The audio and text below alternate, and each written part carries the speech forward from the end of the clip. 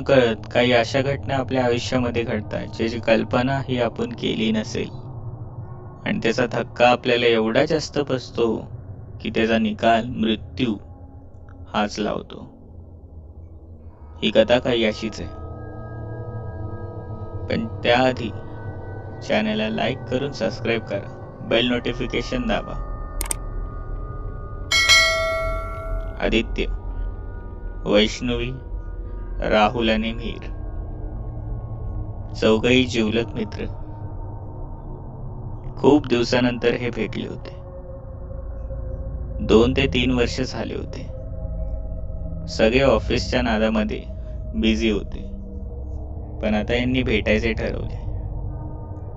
त्यातच आता सगळ्यांचे लग्नही होणार होते अशी अफवा किंवा असे एकमेकांमध्ये बोलणे हे चालू होते.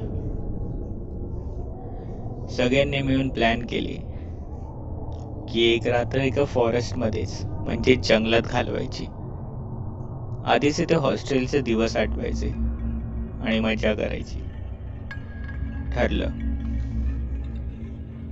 आणि असे करून एका रात्री राहुलने आपली गाडी काढली आणि ते निघाले मुंबईपासून फार लांब. मुंबई किमान आता 2 तासाच्या अंतरावर गेली होती.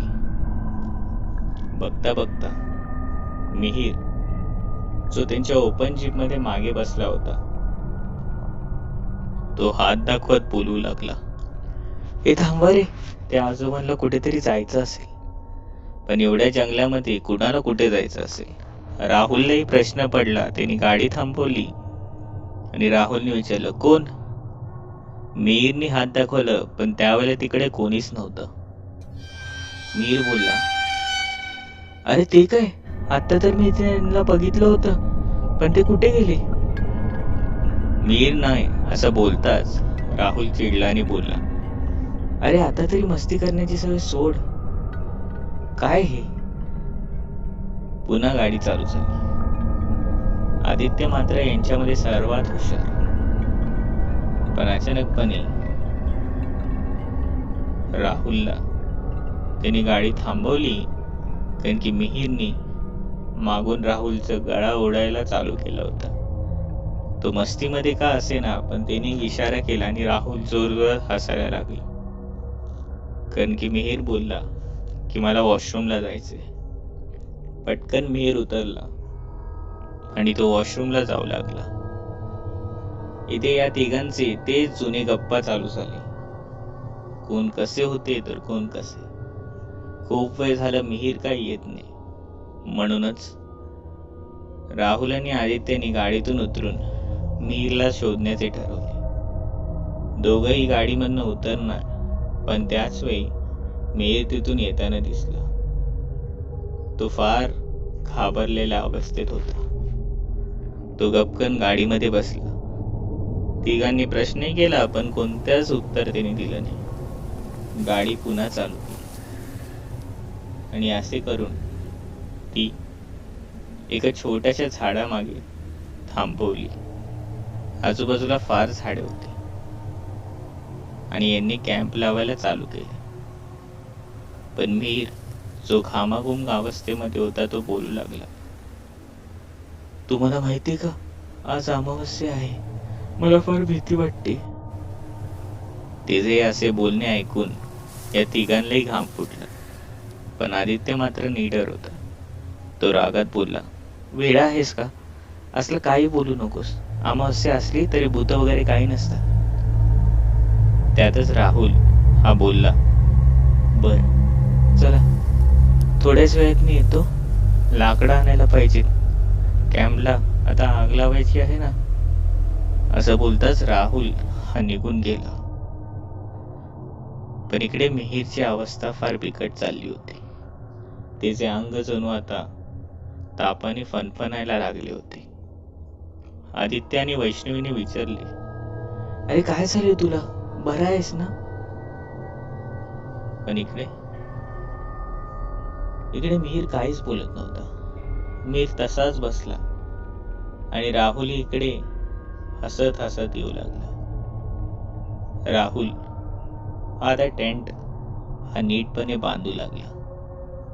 तिकडेच त्यांनी आग लावली आणि त्या आगीच्या सहाऱ्याने जसे जशी ती आग मोठी होत होती तसे तसे तिच्या समोर असलेल्या वैष्णवीला राहुलचा चेहरा दिसू लागला होता. राहुलचा चेहरा हा आगीमध्ये जरी पाहत असला तर तिचे डोळे मात्र एकदम लाल भडक झाले होते. दातांना जणू रक्त लागले होते आणि डोळ्यात एक वेगळीच बदल्याची भावना होती. हे दृश्य पाहताच वैष्णवी जोरात किंचाळली. ती किंचाळताच जणू सगळ्यांना काय झाले असा प्रश्न आदित्यला पडला. वैष्णवीने दाखवले, अरे हे बघ, ते बघ काय. वैष्णवीने आदित्यला सांगितले की राहुलची अवस्था बघ कशी झाली. या तिघांनीही राहुलकडे पाहिले तर राहुल हा चांगलाच होता. त्याला काहीच झाले नव्हते. उलटा त्यानेच प्रश्न वैष्णवीला विचारला, अरे वेडी झालीस की काय, अशी मस्ती कशाला करतेस, तेही जंगलामध्ये. असं असेल तर मी आत्ताच जातो. राहुलचे बोलणे सगळ्यांनी त्याला थांबवले आणि वैष्णवीला जणू भास आलाय असे तिला वाटले. खूप वेळ काम करून टॅन मांडल्यानंतर वैष्णवी बोलली की अरे काय चाललंय, चला काहीतरी खाऊ. जेवण वगैरे उरकले आणि राहिलेले अन्न म्हणजेच ते मटणाचे पीस हे टाकण्यासाठी वैष्णवी जंगलात जाऊ लागली आणि ती जंगलामधून आली देखील. ती तसाच पेपर आपल्या हातामध्ये घेऊन ती बसली आणि टेंटच्या आजूबाजूला बसून सगळे जुन्या गोष्टी चालू झाल्या. असे वाटत जरी असले तरी आदित्यला असे काहीच होताना दिसत नव्हते. कारण की वैष्णवी बोलली, जुने दिवस आठवताना फार बरे वाटते आणि असेही वाटते की ते यायला नको होते. वैष्णवी अशी का बोलते हे आदित्यला समजत नव्हते. त्यातच नेहमी शांत असणारा राहुल आज त्याच्या तोंडावर जणू एक राग दिसत होता. तोही आदित्यकडे तसाच रागाने पाहत होता आणि बोलत होता, तू खूप नीच आहेस रे, मला तुझा खूप राग येतो. आणि गालातल्या गालात एक हास्य देखील देत होता.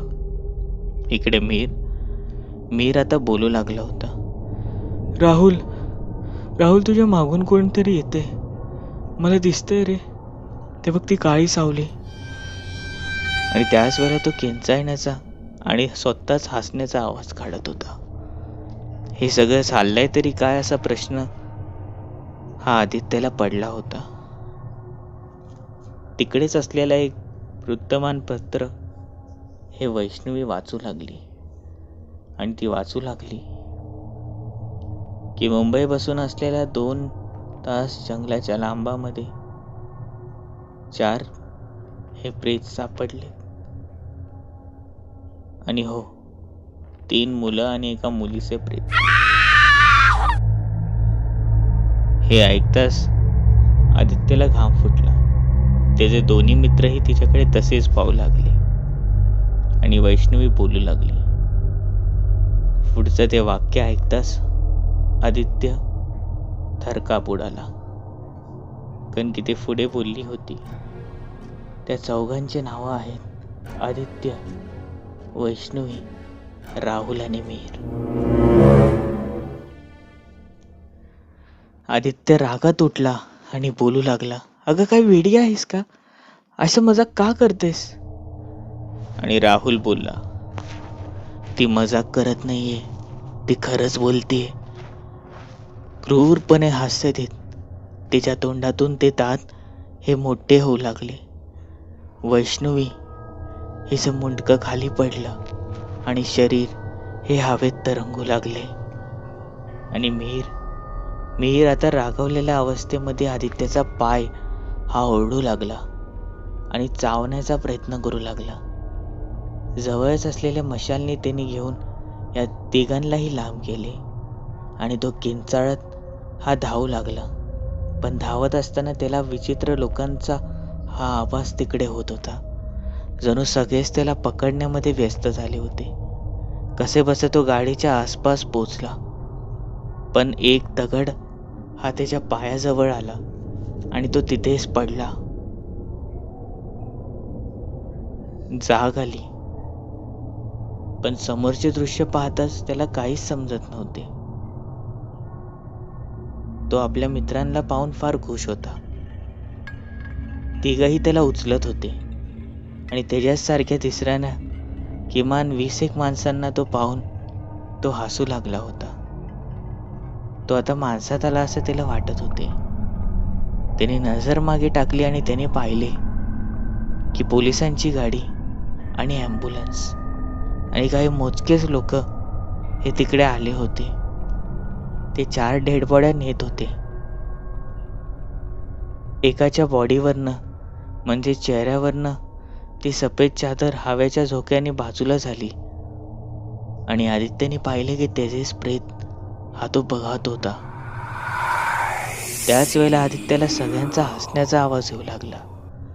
आदित्यने मागे पाहिले आणि आता तो देखील इतर भूतांसारखा हसू लागला.